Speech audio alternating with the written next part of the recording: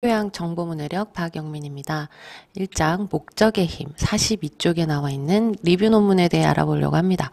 논문이라는 제목 때문에 나는 몰라도 돼, 난 상관없어 라고 하면서 나가지 마시고요. 한번 들어보세요.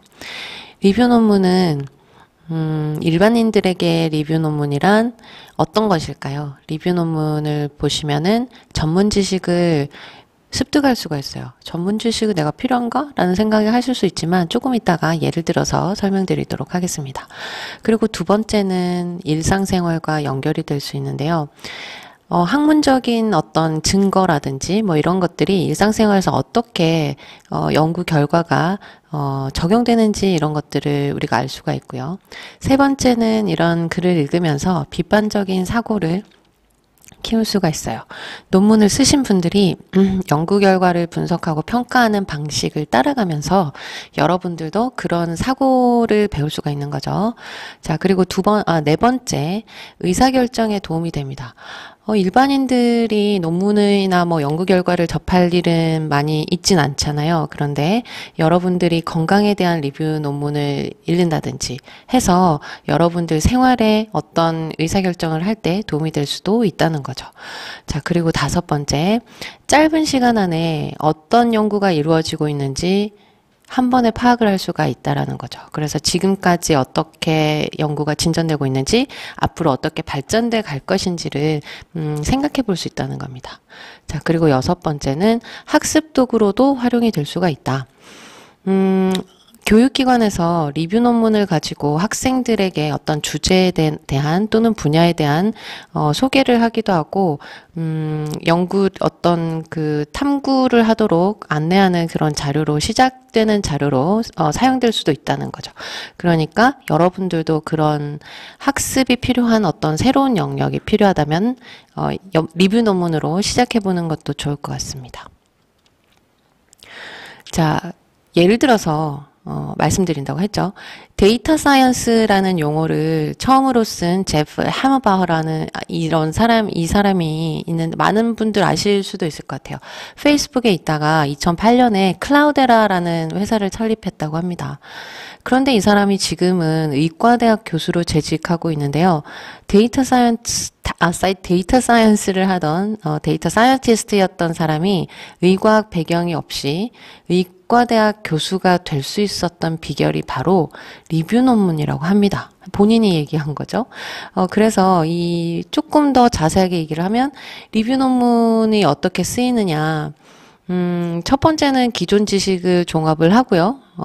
연구를 하는 사람들도 마찬가지로 아까 일반인들에게 했던 것처럼 그런 이제 전체적인 지식을 종합하는 그런 기능을 한다고 생각하면 될 것 같아요. 리뷰 논문이.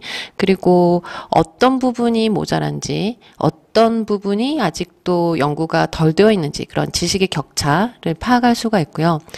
그리고 마찬가지로 의사결정을 할 수가 있죠. 그래서 근거를 보고 어떤 근거가 있고 어떤 근거가 아직은 모자란지 뭐 이런 것들 판단할 수가 있고 그래서 나는 지금 어떻게 해야 되는지 그런 결정을 내릴 수가 있다고 합니다.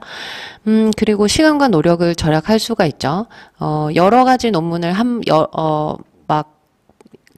살펴볼 필요 없이 한 가지 논문만으로 어떤 동향을 파악하고 앞으로 어떻게 해야 될지 알아볼 수가 있다는 겁니다. 자, 아까 얘기했던 것처럼 교육적인 도구가 되기도 하고요. 그리고 학제 간의 이해, 좀 전에 얘기했던 제프의 경우를 보더라도 데이터 사이언스를 하다가 의과대학으로 갔다고 하잖아요. 그래서 서로 다른 분야의 격차를 해소할 수도 있고요. 그래서 어떤 분야의 연구자가 다른 분야의 관련 연구를 이해를 해서 융합을 할 수도 있겠죠. 그리고 품질 관리가 있나요? 네. 제가 안 적어놨군요. 논문이라고 하면은, 피어 리뷰라고 해서 여러 연구자들이 검토하는 과정을 거쳐서 새로운 정보를 세상 사람들에게 보여주는 그런 과정을 거치는데요.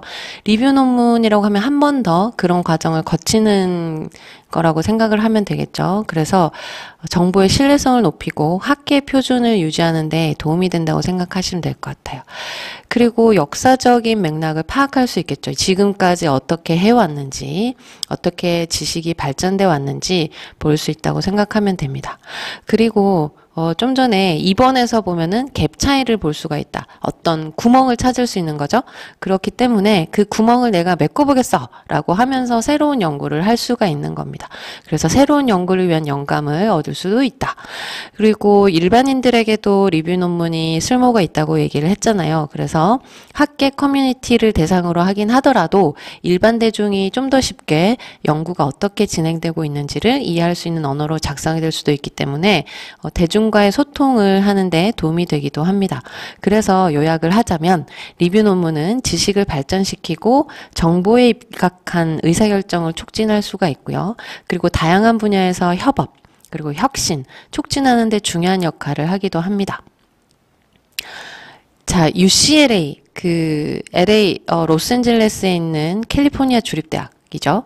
거기서 알기 쉽게 리뷰 논문을 표현을 해놨더라고요. 그래서 어떤 주제, 이 그림을 보시면은, 왼쪽 상단에 보시면 must read articles 라고 되어 있죠. 자, 아래쪽에 보시면 또 unanswered questions 가 있고요. 그리고 오른쪽 상단으로 가시면은 controversies, 그리고 debate라고 되어 있습니다. 이런 내용들이 리뷰 논문에 들어가 있는 거죠. 그래서 다시 말씀드리면 꼭 읽어야 되는 논문들, 그런 것들을 다 모아서 한 가지 논문, 리뷰 논문에 적어놨고요. 그리고 거기서 발생하고 있는 뭔가 논쟁적인 부분들, 그런 이야기들도 같이 하고 있고, 그리고 아직까지 우리가 해답을 찾지 못한 그런 질문들은 무엇인지에 대한 이야기를 하고 있습니다. 그리고 또한 리뷰 논문에는 참고 문헌들이 마찬가지로 있을 거기 때문에 참고 논문의 목록을 한번 보시는 것도 여러분들이 그 어떤 해당 영역에 있어서 어느 방향으로 내가 공부를 해 나가야 될지를 판단하는 것도 도움이 될 것 같아요. 리뷰 논문을 찾는 방법을 제가 한번 그 사이트로 가서 보여드리도록 할게요. 자, 좀 전에 제가 보여드렸던 그림이죠. 자, 여기에 어떤 그 데이터베이스, 여기는 웹 오브 사이언스라는 데이터베이스고요. 여기 들어가셔가지고 체크하는 부분이 있습니다. 체크하는 부분에 가셔서 리뷰를 체크하시면 돼요. 이 document types라고 돼 있잖아요. 그래서 이 문헌의 종류에서 리뷰를 체크를 하시면 리뷰 논문들이 이렇게 나타난다는 거죠. 그래서 PubMed라는 이 데이터베이스도 마찬가지인데요. 여기서도 보시면은 리뷰, 그리고 Scientific Integrity Review 되어 있죠. Systematic Review라고 되어 있습니다. 그래서 리뷰라는 단어만 체크를 하셔서 검색을 하시면 리뷰 논문을 찾을 수가 있다는 겁니다. 네.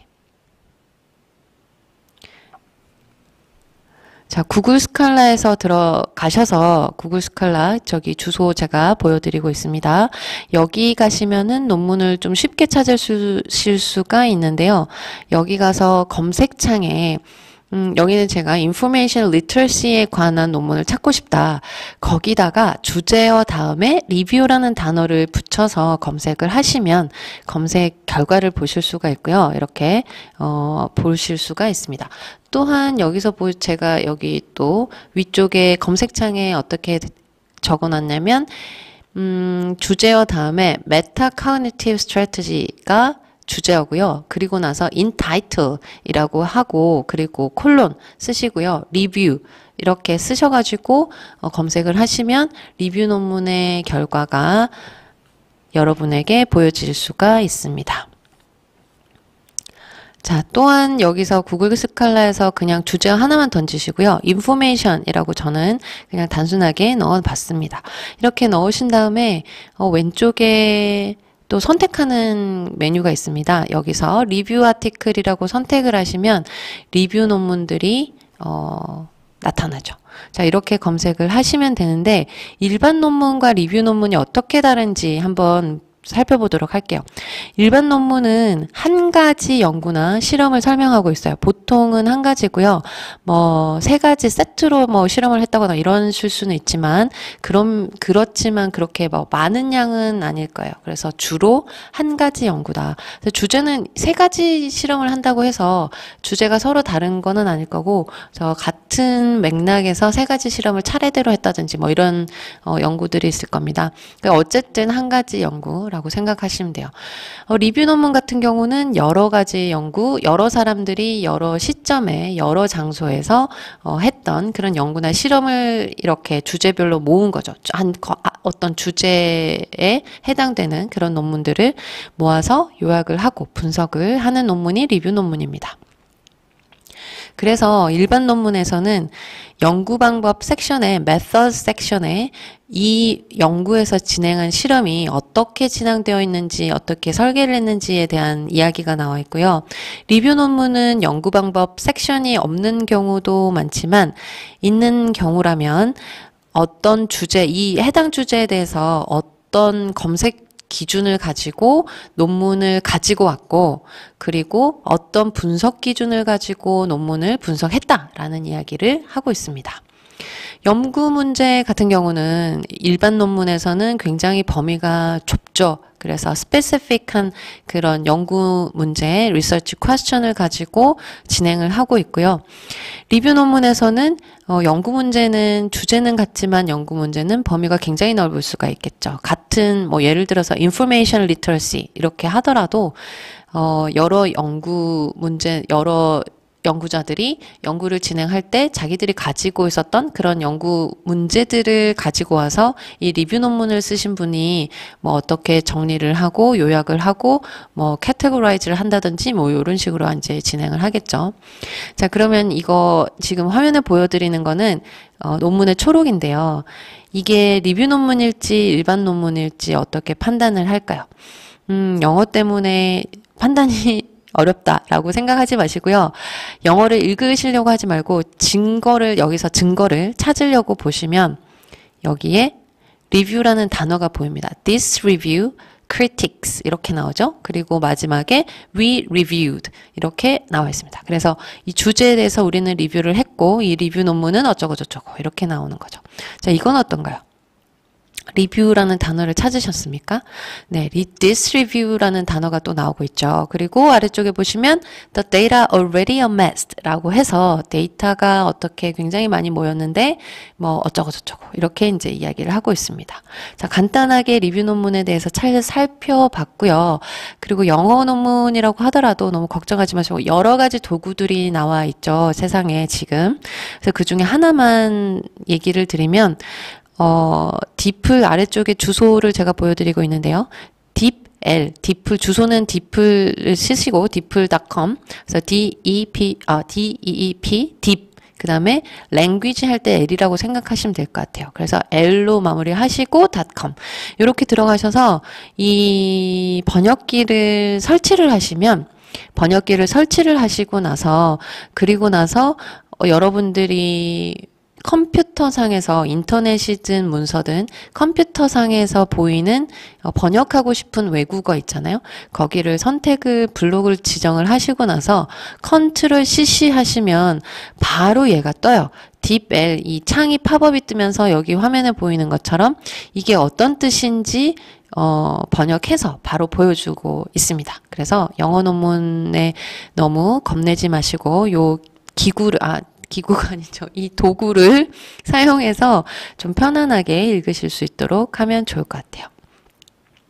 자, 그래서 지금까지 리뷰 논문이 무엇인지 어떻게 활용할 수 있을지 말씀드렸습니다. 파이형 인재가 되고 싶으신 분들, 자기 전공 분야가 아닌 다른 영역을 파고들고 싶어 하시는 분들, 리뷰 논문을 한번 찾아서 시작해보는 건 어떨까요?